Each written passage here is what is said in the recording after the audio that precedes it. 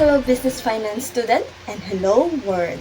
Ako ang inyong lingkod, Julian Morante Arizala, magbabalita patungkol sa mundo ng pananalapi sa negosyo. Iuulat namin ngayong araw na ito ang mga impormasyon at definisyon patungkol sa short-term capital. Ano nga bang meron dito? Ms. Tricia Garcia, maaari mo bang ipaliwanag sa amin ang definisyon ng short-term capital?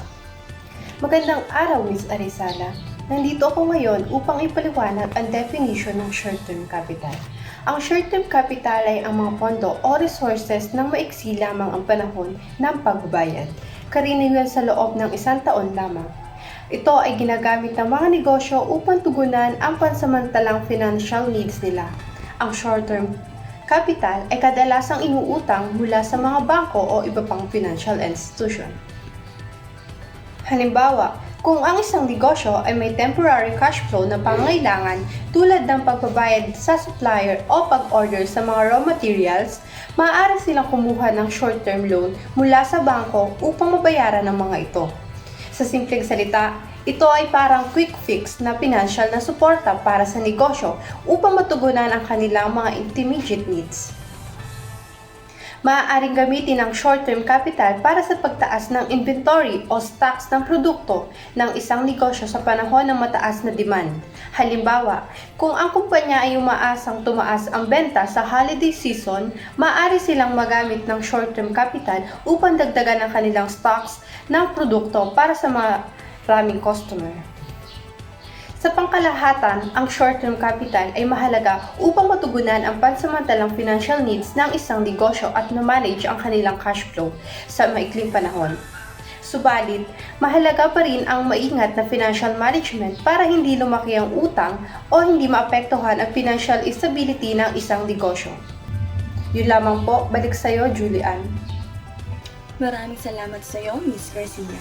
Samantalang ngayon ay nandito si Ms. Angel Kate Abbas to explain how they use or done.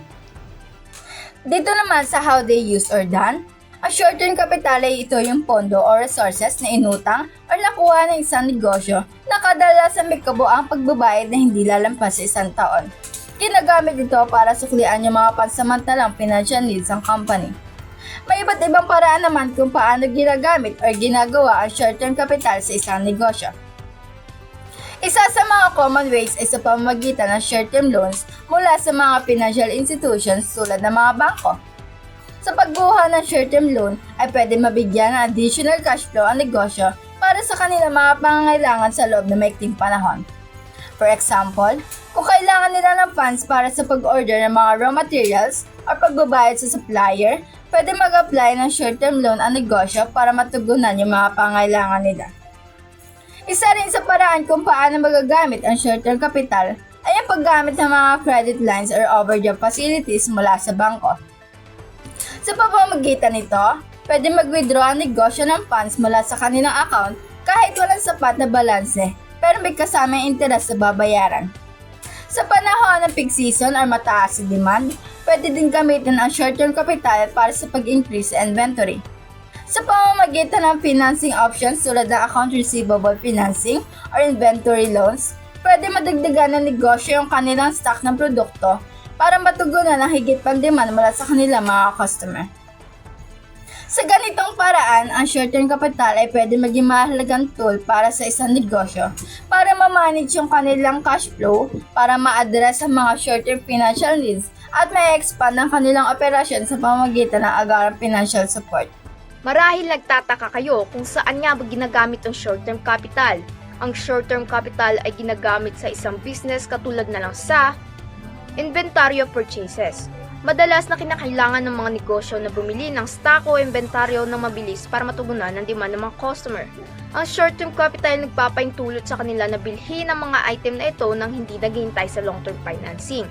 Pangalawa, operating expenses. Kasama dito ang mga pang-araw-araw na gastos tulad ng renta, utilities, sahod at mga supply.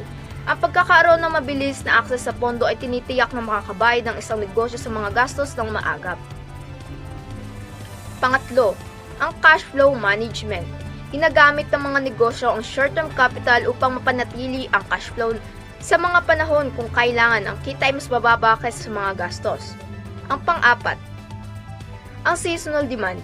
Para sa mga negosyo na nakakaranas ng seasonal peaks tulad ng retail sa mga holiday, tumutulong ang short-term capital na maganda para sa pagtaas ng demand sa pamamagitan ng pag-imbak ng inventaryo. Maraming salamat, Miss Abbas. Pansamantala muna nating puputulin ang programa. Magbabalik ang PSF News.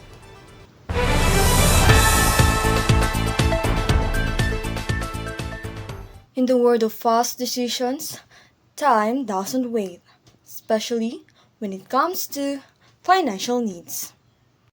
Mom, we need to talk. What is it, honey? You sound so worried. It's about the shop. If we don't get some capital soon, we lost everything. What? But we worked so hard for it. We can't just let it go. I've been thinking we need a short-term capital solution fast. But where can we find help? Short-term capital? But isn't that risky? What if we don't meet the terms?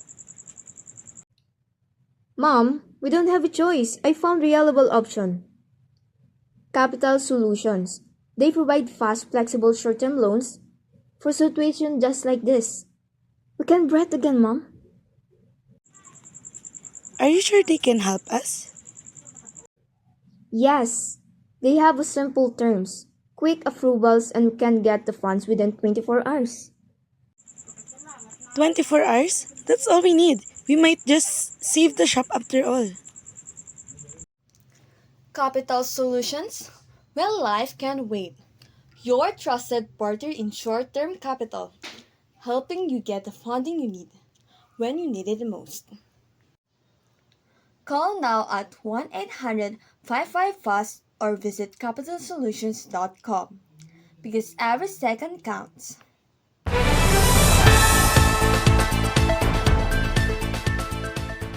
Nagbabalik ang BSF News. Pagpapatuloy natin ang pagbabalita, ihahatid ni Ms. Amelie Abbas ang kaalaman sa mga advantages ng short-term capital. One of the advantages in short-term capital is the quick access to funds, as it can provide short-term financial needs of the businesses, and seizing surprises businesses opportunities and addressing urgent expenses. Halimbawa na lang dito ay kapag nagkakaroon ng emergency shortage of fund sa pagbabayad ng mga product supplier na maaari makatulong ang short-term capital para maging karagdagang fund. Next is improved cash flow, as it provides a quick injection of funds to bridge the gaps and keep the business running smoothly. Katulad na lang kapag nakaka-experience sa businesses ng cash flow volatility dahil sa mga delayed payment or kapag may mga unexpected expenses, ay agad na susolusyonan at napupunan ang kulang na pera sa pamamagitan ng short-term capital. Another is it creates competitive advantage that allows the businesses to respond quickly to market opportunities. Katulad na lang kapag may mga sudden increase sa mga demand ng product o services. Maaari makatulong agad ang short-term capital upang mag-respond agad ang businesses dito para makasabay at masolusyonan ang demand. Ito ang aking ulat. Ako si Amelie Abbas. Back to you, Arisala. Salamat, Ms. Amelie Abbas. Alam niyo ba na hindi lang disadvantages ang meron sa short-term capital? Siyempre may mga advantages din. Ang paggamit ng short-term capital sa isang negosyo ay maaaring magdulot ng ilang advantages o benepisyo.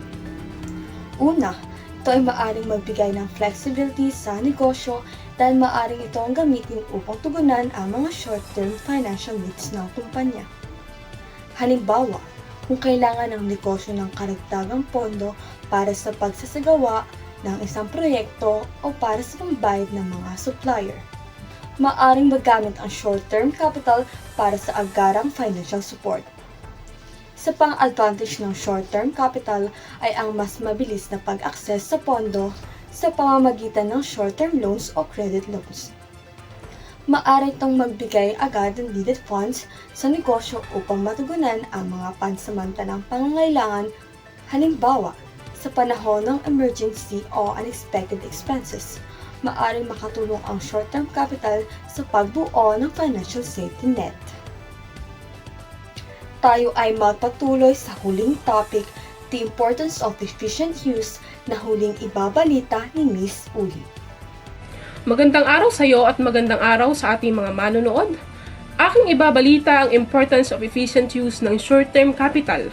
Ang epektibong paggamit ng short-term capital ay mahalaga sa pagpapatakbo ng isang business, lalo na sa everyday operations.